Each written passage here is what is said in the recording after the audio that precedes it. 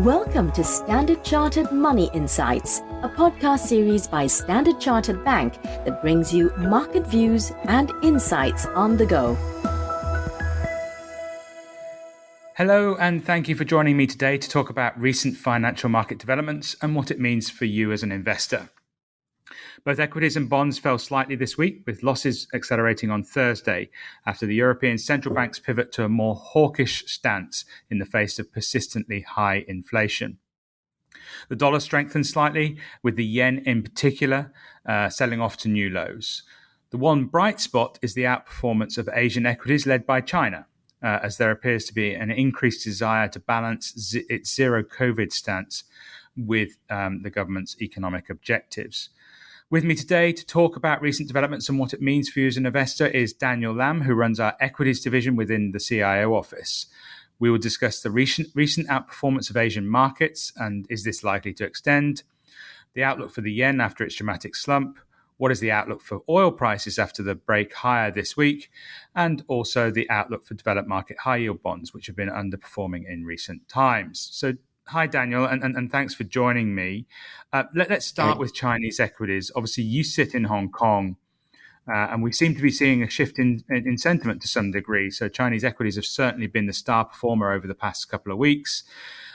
Asian equities are now ahead of the benchmark on a year-to-date basis, ahead of global equities in terms of performance. So obviously this is in line with our preference for Asia ex-Japan equities, but what are the reasons driving this outperformance in recent times, and what's your take? Hi, Steve. Yes, certainly we are seeing quite a bit of improvement in terms of the flow and sentiment into the Hong Kong China equities, and that's mainly because of the gradual but steady reopening of the economy following the decline of cases of COVID-19. So as of the 6th of June, there are only 8 cities in China remaining with COVID-19 control measures. And like you said, the Chinese policymakers, they are coming in with more support. Basically, they have been, for example, approving 60 video game titles. And also they have come to an end of the probe into Didi, which is leading to hopes that the regulatory clampdown on the internet sector may be over for now. And also, if you look at the key sector in China internet, the better than expected earnings is also, giving more better sentiment to the investors. Okay, so those are the main reasons. And in terms of cross-asset movement, you see that China credit has been outperforming, and Asian dollar credit spread in general narrowed by about 5 bips week to date. And also the secondary market liquidity has been improving this week. If you look at equities, we have been observing that in Hang Seng Index, there has been increasing volume on up days and limited selling or lower volume on down days. So that's technically bullish. And the Hang Seng Index actually over the last 2 weeks have broken above a number of key resistances. Okay, 20,800, 21,300, and 21,600. Okay, so those have become new technical support levels. And we think that the sentiment is improving over there. So fundamentally, we are neutral on China equities within Asia ex-Japan, but like the good listeners would know, the frequent listeners would know, we are overweighing Asia ex-Japan as a region within global equities.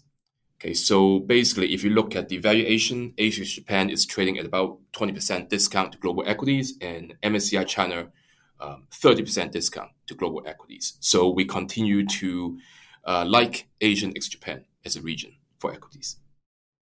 Thanks.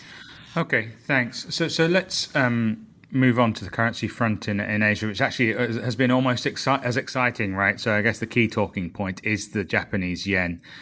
So dollar yen has hit a 20-year high, and the yen is incredibly weak across against every other currency in the world, it seems. Maybe not the Turkish lira, but pretty much everything else. And on a trade weighted basis, it's obviously fallen very sharply as well. So can you give us a sense of what the drivers behind this are, and where do you see dollar yen trading in the foreseeable future? Okay, so the drivers here, we think are twofold. Okay, so the monetary policy divergence is very, very, sharp. Okay, so the Fed's narrative is to front load the rate hikes and balance sheet reduction, okay, to bring inflation down. BOJ on the other hand is trying to lift inflation, and they won't be softening the current yield curve control policy until inflation stabilizes around 2%. Okay, so that's really a big divergence in the policies there, leading to higher dollar yen. And also Japan, don't forget, is a very, very major and large importer of oil and gas, seen as term of trade. So basically, yes, the oil prices are high, and they need to be spending money buying the oil. Okay, so that is, I guess, causing the yen to weaken even further. So if you look at the technicals, of course, you look at the fractal analysis that we have, it's showing that the positioning is very one-sided, and it's showing that dollar yen is very overbought. But if you look at the technical chart, the uptrend is very, very strong. Okay, so we would need to, I guess, look for an opportunity to sell dollar yen when the macro drivers and technicals are showing a clearer sign of a sharp reversal, but it's not there yet. So the levels that we're watching out for are resistances around 135 to 138, and also 140 is a big level. The initial support is somewhere around 130, and then 126 to 127. Okay, and I guess probably not many people looking to play the carry trade or leverage their portfolios, but we would be saying that the risks of doing so through the yen would be very significant given the large move that we've already seen in dollar yen. So I suppose that's the sort of key message from a yen perspective. We seem to have had a week of breakout moves just generally this week, right? So oil prices again have rallied and moved above that psychological resistance of $120 a barrel. So what's your key take on the supply and demand factors when it comes to oil, and where do you see oil going from here? Okay, so really it is, in terms of demand side, China reopening is a big factor, a big positive to oil prices.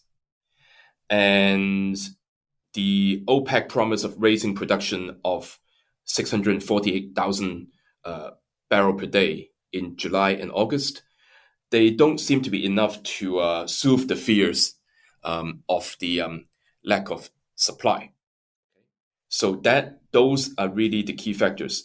Plus, you add to the fact that EU sanctions on Russian crude is kicking in, so that is hurting the supply for global oil, and also the global oil inventories is remaining at a multi-year low. So all these factors means that the demand is very likely to be going higher, and supply is not really rising as fast as what